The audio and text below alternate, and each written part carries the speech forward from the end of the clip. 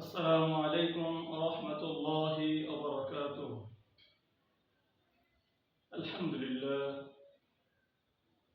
لله نحمده ونستعينه ونستغفره ونعوذ بالله من شرور أنفسنا. من يهد الله فلا مضل له ومن يضلله فلا هادي له. ونشهد أن لا إله إلا الله وحده لا شريك له. ونشهد أن سيدنا مولانا محمدا عبد الله ورسوله أرسله بالحق بشيرا ونذيرا وداعيا إلى الله بإذنه وسراجا منيرا. أما بعد فأعوذ بالله من الشيطان الرجيم. بسم الله الرحمن الرحيم. يا أيها الذين آمنوا اتقوا الله وقولوا قولا سديدا. صدق الله العظيم. আলহামদুলিল্লাহ, সর্বপ্রথম আমরা সেই মহান আল্লাহ তাআলাকে শুকরিয়া আদায় করি, যে মহান আল্লাহ তাআলা আমাদেরকে মাখলুকাতের মধ্যে শ্রেষ্ঠ মাখলুকাত বানাইয়া শ্রেষ্ঠ নবীর শ্রেষ্ঠ উম্মত বানাইয়া পাঠাইছেন। সে আল্লাহ তাআলার উপর জবান করে পড়েনি আলহামদুলিল্লাহ। সম্মানিত সুধীজন, যে আমি আপনাদেরকে ডাক্তারি কিছু পরামর্শ দিতে চাই। এটা শুধু আমার গাল গল্প নয়, হাদিসের মধ্যেও আসছে। আসলে আল্লাহ রাসূলের প্রত্যেকটা হাদিসই আমাদের জন্য দুনিয়াতে উপকারী, আখিরাতের মধ্যে উপকারী। একটা হাদিস আপনাদেরকে শোনাইতে চাই। সেই হাদিসটা শুনলেই আমরা বুঝব যে আমাদের জন্য আল্লাহ রাসূলের হাদিস শুধু আখিরাতের উপকারিতা না, দুনিয়ার মধ্যে উপকারিতা আছে।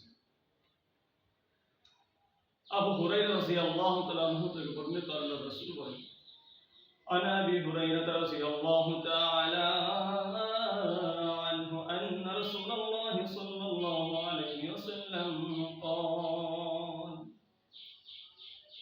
حضرت أبو هريرة رضي الله تعالى عنه বর্ণিত, আল্লাহর রাসূল সাল্লাল্লাহু আলাইহি ওয়াসাল্লাম বলেছেন, إذا كان أحدكم في الفيء, তোমাদের মধ্যে কেউ যখন ছায়ায় বসে, ফাতারাসা আনহু যিল্লু, আর ছায়া যখন তার উপর হতে সরে যায়, ফাসারা বাদুহু ফিশ শামসি ওয়া বাদুহু ফিল যিল্লি, আর ছায়া যখন তার উপর হতে সরে যায়, এমত অবস্থায় তার শরীরের কিছু অংশ রোদে থাকে আর শরীরের কিছু অংশ থাকে ছায়ার মধ্যে।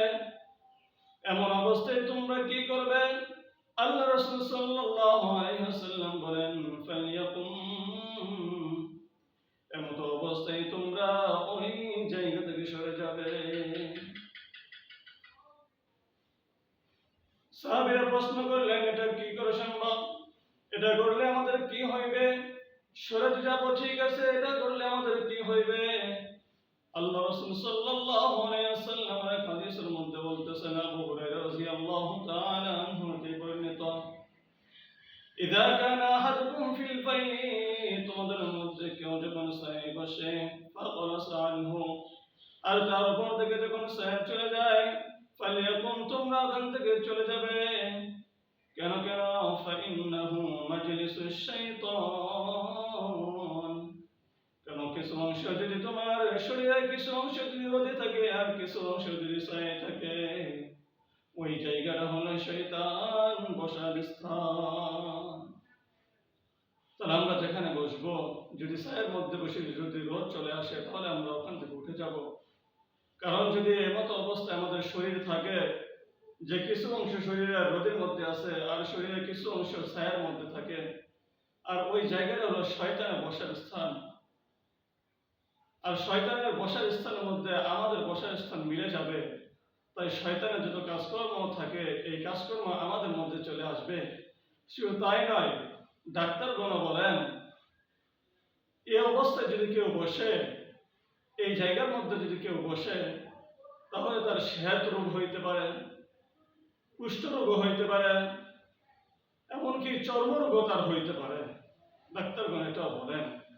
এই কারণে সম্মানিত সুধী, এমন অবস্থায় যদি আমরা বসি, তাহলে ওখান থেকে যখন ছায়াটা চলে যাবে, রোদ এসে যাবে, তাহলে ওখান থেকে আমরা উঠে পড়বো।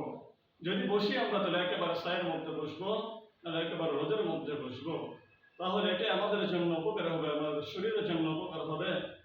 আর আল্লাহ রাসূল সাল্লাল্লাহু আলাইহি ওয়াসাল্লামের হাদিস মানার কারণে আখিরাতের মধ্যে আমাদের উপকার হবে। আল্লাহ তাআলার নিকট দোয়া করি, সবাই যেন যে হাদিসটুকু পড়লাম, ইহার উপর যেন যে হাদিসটুকু পড়লাম, আমরা শুনলাম, ইহার উপর যেন পরিপূর্ণভাবে আমল করতে পারি। আল্লাহ তাআলা সেই তৌফিক দান করুন।